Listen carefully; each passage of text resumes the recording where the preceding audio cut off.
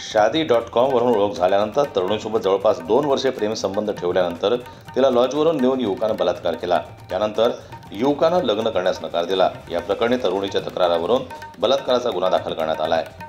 नेहाल रवींद्र पाटील, वय वर्ष 30, राहणार सिद्धार्थनगर, वारिसपुरा, कामठी असे आरोपी युवकाचं नाव आहे। दोघांनी एकमेकांशी संपर्क साधून लग्नाबाबत बोलणी केली। दोघांनी एकमेकांच्या कुटुंबियांची भेट घेऊन लग्न ठरवलं। येत्या काही दिवसातच लग्नाची तारीख ठरवणार होती।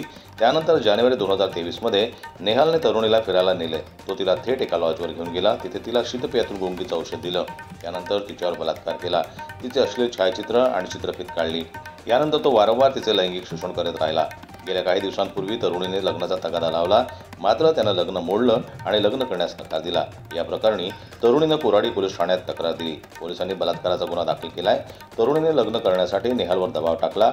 लग्नाचा नाद सोड, नाहीतर तुझे सर्वच न्यूड फोटो आणि व्हिडिओ सोशल मीडियावर व्हायरल करेल, अशी धमकी नेहालने तरुणीला दिली।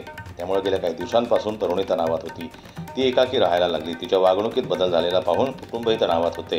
नेहालच्या आईवडिलांनी नातेवाईक असलेली तरुणी लग्नासाठी बघितली होती। नातेवाईकांना माहिती देऊन लग्न ठरवण्यात येणार होतं। ही बाब नेहालच्या प्रेयसीला कळाली। त्यामुळे तिनं नेहालशी चर्चा केली, मात्र त्यानं तिच्याशी लग्नाबाबत बोलण्यास नकार दिला। नातेवाईक तरुणीशी लग्न करणार असल्याची माहिती दिली। त्यामुळे तरुणीने नेहालशी वाद घातला।